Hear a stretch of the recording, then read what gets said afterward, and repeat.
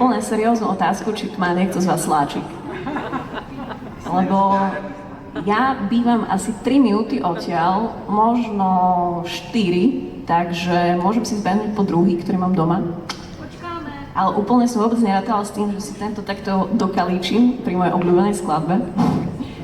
Čiže ak by ste si chceli dať takúto, dajme tomu 5-minútovú pauzu, tak ja si prinesiem druhý slák.